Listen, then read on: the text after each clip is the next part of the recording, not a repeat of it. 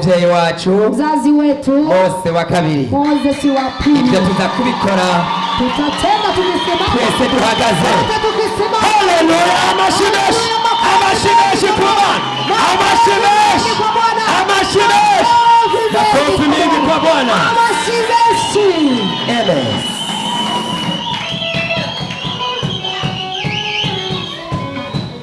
Yes, sir. Amashimeshi kwa maana yacho, amashimeshi kwa maana yacho, amashimeshi kwa maana yacho. Ayo mashini makenya yakadukomera maana yacho amashimeshi.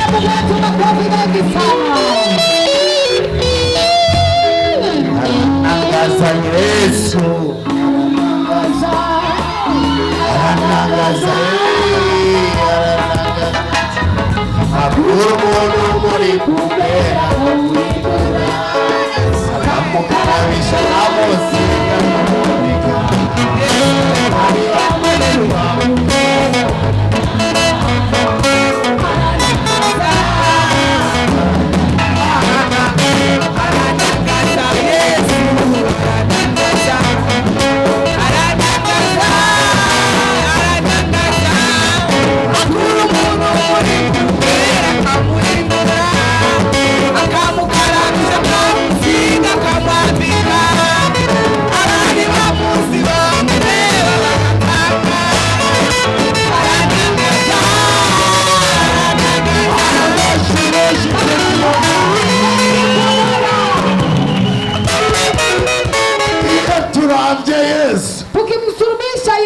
tukaca turabana wa muhimbiri twahora na Satani. Tunakuwa tunatizama ule mshenzi shetani tulikuwa pamoja. Ngene yadukoresha ijoro n'umurango. Sisi alikuwa anakutumikisha usubuhi na magharibi. Tukamukorera ivy'ubuhizi. Tunamtumikia ya ushujaa. Ariko akaduhemba ingora. Na kila tupa malipo ya shida. Ariko muri Yesu. Lakini ndani ya Yesu. Ndego utaruri ugiye kuyurira n'izina. Tunapanda ndege na kupanda kwa jina la Yesu. Ibihugu tarashika mugiye kubishika yacho usamazwa n'ibihe hata kuzubazwa na vitu visivyokuwa na thamani. Na amani mbona abantu ngo ndashomereye na waga naona watu eti ni wamaskini. Muri Yesu atanga kazi. Ndani ya Yesu, Yesu anapana kazi. Amen. Muri Yesu atanga kazi. Yesu anapana kazi. Hagarara neza. Simama vizuri. Wirinde imihimbiri. Ujihadhari na washenzi. Wirinde abagenzi babi. Ujihadhari na marafiki wabaya. Imani kwa abagenzi beza. Mungu anakupatia marafiki wema. Abagenzi beza bakaguha ibintu. Marafiki wema wanakupatia vitu. Narabonye Yesu. Nimeona Yesu. Reka twiyakirira abashitsi. Acha tupokee wageni. Muganda wonu menga ngaha nta bashitsi. Lakini naona ya kwamba hapa kuna wageni. Ndanezerewe Jone kariga. Nafuraha kwa kuona George kwa hapa. Bantu muhezagire cyane. Mungu ambariki sana.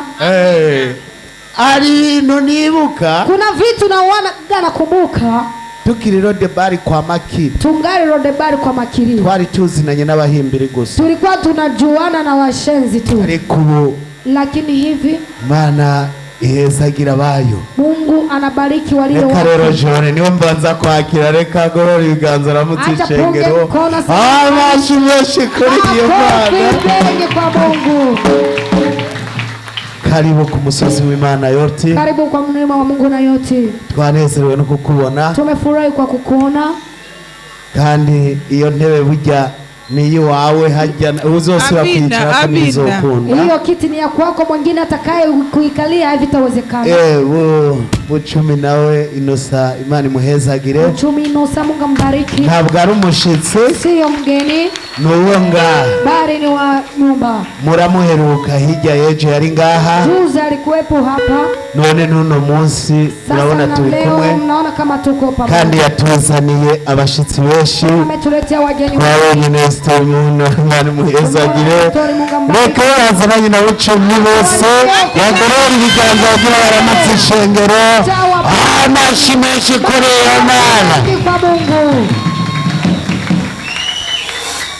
Nta bandi bashitsi dufise. Hakuna wengine wageni tunao. Iyo Doni mudandaza ntabwo ari umushitsi. Doni mudandaza sio mgeni. Niwe twatanguranye nga. Yeye ndiye tumeanza naye kazi hapa. Niwe yatanguje korale y'abamama. Yeye ameanza kwaya wa mama. Niyumvira ko n'ubu imirimo agiye kuyibandanya. Nina imani ya kwamba kazi anaenda kuiendeleza. Nagomba turabe ijambo 20 gusa, Itanguriro 3:9 n'10.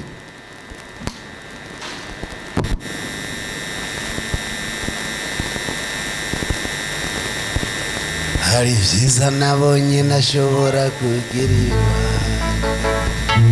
hari vyiza nabonye nashobora kugira, hari vyiza nabonye nashobora kugira, ajya kumbera mu mana ni vyiza cyane, hari vyiza nabonye nashobora kugira, hari vyiza nabonye nashobora kugira, hari vyiza nabonye nashobora kugira,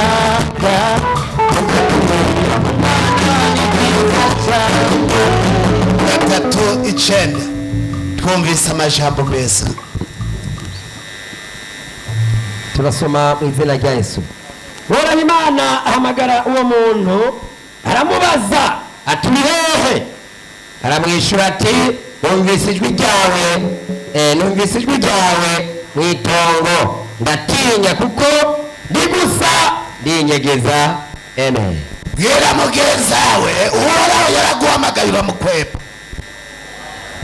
Uno munsi nagomba nagutangariza, wumva ijwi ry'Uhoraho. Uno munsi wirirwa uratembereza seve, abantu barakumariye kwa mahera ngo bagiye kukuronderera ubuzi kubera winyegeje Uhoraho. Hari abantu benshi bafise ubuzima atari ubwabo. Ikinezera abakozi b'Imana bo muri Nayoti ku musozi, ivyo bavuga ntabwo ari ivyo baba bateguye. Bagishika ku musozi ubushobozi bw'Uhoraho bwinjira muri bo hanyuma bukabakoresha.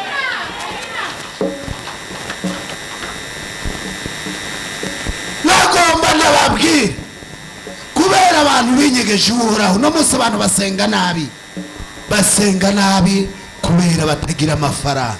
Utagira amafaranga ntushobora gusenga neza, utagira amafaranga ntushobora kuryama ngo wumve umerewe neza. Amagorwa yose yo yari urara uriyumvira, ukiyumvira abana baragwaye ntushobora kubavuza, ukiyumvira ngo sitoke yaheze. Iyo uri gukorera Imana utagira kanoti byose birafudika. Uza kumva bashinga intahe ugacugira ngo bariko barishima. Uza kubona bambaye neza bedidazi ngo n'amakoti iminsi yose ngo ariyemera kubera utayigira. Nagomba ndabatangarize mwumvire Uhoraho. Hari ibihe twagendanye n'abantu batuma twinyegeza Uhoraho. Igihe cyose uri kumwe n'umuntu, ukaba uri kumwe n'umuntu atararenga mu kinama, ndakubwiye nta viru uzoja uko nawe ntayazi, azogutembereza mu kinama. Igihe uri kumwe n'umuntu azi mu Gasenyi n'ahandi urenga, akujana mu Gasenyi kuko ari hazi. Ariko nagomba ndakubwira, niwagendana n'umuntu amaze kurira indege, wifuza kurira indege nawe wiyumvira ingene vyogenda kugira wurire ya ndege. Niwagendana n'umuntu adandaza yirirwa mu Bushinwa, utangura kubaza nibisaba ngo ufise amafaranga, oya umubwira ati umubaza ati mu Bushinwa bigenda gute. Abantu no munsi ngo bikomere bafise vyo kubona abandi bateye imbere bakabumvira inzigo, nivyo bituma batazotera imbere. Igihe cyose wabonye mwene so ateye imbere kumva inzigo, nawe ntuzotera imbere. Kubera Imana ibahezagira ku murongo, uno munsi ni jewe, ejo ni wowe, hirya ejo nuriya. Iyo unezererewe mwene so, nawe Imana irakuduza. Ariko niwagira agasho mu mutima wawe, bakubariyumviriza ukagira agasho, ako gasho uzosanga gapfunze wowe nyene. Mbega kubona mwene so ukajya imisaya wibaza ngo ubabara umutima ninde? Ni wewe ntavyazi. Wewe ivyo uhekenyera imisaya navyazi. Wewe ni wewe uzoba uri kuribabaza, uzokonda uhere hanyuma upfe, kandi upfuye uzoja mu muriro. Uno munsi wumviriye ijwi ry'Uhoraho, nagomba ndakubwira abana b'Imana, ni twebwe dukwiye kuba abamiliyarderi, ni twebwe dukwiye kuba abantu bafise amafaranga, ni twebwe dukwiye kugendera mu modoka ya mbere nziza mu Burundi, muri Kongo. Wagenda muri Kongo wasanga ni uri wa mbere, wagenda mu Rwanda wasanga ni uri wa mbere, wagenda ukaja Kampala ugasanga uri wa mbere mu modoka ufise, kuko uri umukozi w'Imana. Yagiye kubura abantu kubera binjira mu vy'Imana bafise ibikomere bakinjira. Nagomba ndakubwire, abazungu bagiye inama basanga ubutunzi bwose buri muri Afrika, barahiga ingene bazobutwara barabibura. Cavuga ati tubigishe vyoroshe ko umukene yinjira mw'ijuru, ariko umutunzi bimukomereye kuzobona Imana. Baca bafatira kuri rya jambo Yesu yakora, akongera akavuga ariko arigisha intumwa ngo abatunzi barakomerewe. Avuga abatunzi mu buryo bw'ivyamwemo, ntiyavuga abatunzi mu buryo bw'umubiri. Baca baraza barigisha abantu bose. Ubu muntu rero ari mu rushengero n'ibirato byaheze yumva nezerewe, n'ibipantaro byatabaguritse akanezerwa. Nagomba ndakubwira, ivyo si vyawe. Utegezwa kumva ko utegezwa kuba mu bamiliyarderi. Igihe cyose wabaye umukozi w'Imana utegezwa kuba udasanzwe, utegezwa kugenda n'imodoka igezweho kubera abakozi b'Imana. Ni twebwe twahawe umugisha, turavuga ngo icyo tuzokora ko cyose ngo kizobaco. Mugakubera ibikomere vya bamwe bishira inyuma, ukumva ngo Yesu wo kugenda n'imodoka, Yesu ndi wo kwambara agashenete keza nk'ariya kajoka, kubera shenete nziza n'iza abakozi b'Imana. Bakabigisha no kwambara ishenete yaho ukora amakosa. Bibiliya yavuga ngo twategezwa kwambara amashenete y'inzahabu kugira abazungu badutwara ubutare bwacu. Ivyo abazungu vyose bakoresha babikura muri Afrika. Muri Afrika niyo turi ubwoko bw'Imana. None uno munsi wewe uri nyuma, uranezerewe, warahunze Imana. Uwora ariko araguhamagara, ariko aravuga ati niwumva ijwi ry'Uhoraho. N'aba bagenzi babi bari nyuma ubikure, uvuga ati ndakeneye kubona iyo Mana, ndakeneye gukorana n'Imana. Ati ibihe byose nzoba nkiriho ndumva ninaje mu ruhande rw'Imana bizogenda neza. Bantu b'Imana, uno munsi ijambo riko ribwira wewe nako riko ribwira uriya. Nibe ababwira ati muri ku musozi w'Imana. Turi ku musozi, ntabwo turi mu ishengero. Mu ishengero baragwana, mu ishengero barabesha, mu ishengero barakora vya bindi, kuko abantu bose barinjira. Ariko ku musozi w'Imana, Imana yakira abana bayo. Wewe wagiriwe ubuntu no munsi umwana w'Imana.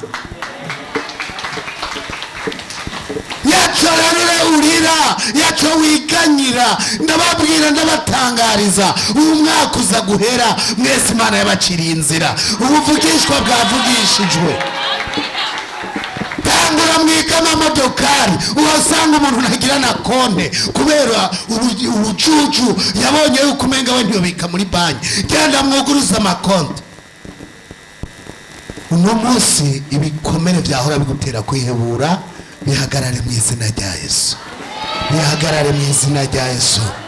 Ntabwo wewe ngo turi abana b'Imana koko. Umwana w'Imana byose ni iby'Imana. None uno munsi kubera abantu babahenda, uza kumva ngo abantu bafise ngo amahera menshi ngo n'abafirimasoni, ngo abantu bagendera mu mamodoka meza ngo abona abafirimasoni, kubera ubujuju bw'ibikomere, kubera abapagani bigize abakozi b'Imana. nagomba ndagutangarize wewe uno munsi niwemerera Imana, wewe niwahaguruka ukaja mu nzira y'Imana ugatangura kuba umukozi w'Imana, uno munsi ivyo wari warabuze, indogoba yari yarazimiye igiye gutaha iwawe mu izina rya Yesu.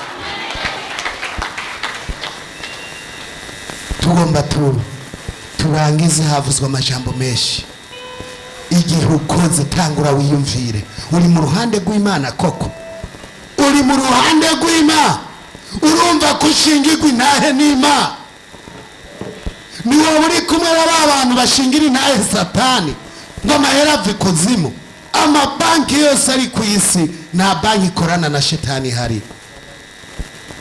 Amabanki ari ku isi akorana n'amareta atwara ibihugu. Amareta atwara ibihugu nabwo akorana n'abafrimason. Oyayi, mugo ukabona umuntu wibaza ngo arafise ubwenge akakubwira amakuru y'ikuzimu. Hari abantu bariko baratangaza amakuru y'ikuzimu, ubabwira ati namwe mukeneye kwigishwa. Reka dutangaza amakuru y'ijuru kuko turiko tuja mu ijuru. Reka batangaza amakuru y'ikuzimu, bareke kuko barazi iyo bariko baraja, ariko turiko tuja mu ijuru. Reka rero turiko tuja mu ijuru dutangaze ko Imana igira neza. Nawe uno munsi urakeneye ko Imana ikugirira neza, urakeneye gufata inzira yo ku musozi w'Imana na Yoti, ubyaguruke nimba hari utemegwa n'Imana, wavuga ati jewe ibihe nari mazemwo ndumva ko ntemegwa n'Imana, ibihe nari mazemwo hari bikomere nari mfise, ibihe nari mazemwo ndumva neza yuko Yesu yaza atonjanye, ibihe nari mazemwo ndumva neza nariko ndigwanirira inzi ko nzotunga kubw'ubwenge bwanje.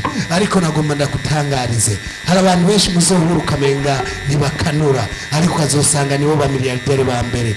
Itunga ntiraba amashuri, itunga ntiraba umuryango wavutsemo, itunga riraba ingene wubasha Imana. Niwe wubasha Imana uno munsi ugiye kubona amahinduka mu buzima bwawe. Tugiye gusengera umuntu wese yumva akeneye kuja mu mwanya wo kwitwa umukozi w'Imana. Wumva ukeneye kwitwa umukozi w'Imana, canke wahora witwa umukozi w'Imana mu gutariwe? Hari abiyitaho n'abakozi b'Imana mu Imana itabazi, Imana no kubahemba itabahemba. Ariko umukozi w'Imana ugihaguruka no ngaha, Imana iba yatangiye gushira mu mufuka kandi. Tugiye gusengera umuntu wese yumva akeneye gufata inzira yo kwitwa umukozi w'Imana, yemegwa n'Imana by'ukuri, kugira yugurura umugisha wiwe utahiwe avyaguruke. Emerera Imana, wemerera Imana, emera kurongorwa n'Imana. Akwisi wacu, akwisi Imana yaduhamagaye n'umuriro, baravuga winyegeje n'ukuri gusa. Imana yoyo yari dufise kumugambi mwiza, nabwo Imana yashaka ubwo buzima urimo. Oya, hari ubundi buzima, hari ubundi buzima. Imana igiye guhindura amateka ku buzima bwawe. Igihe giheze ubona umenga ntibicamo, bigiye gucamo kuko wemereye Imana.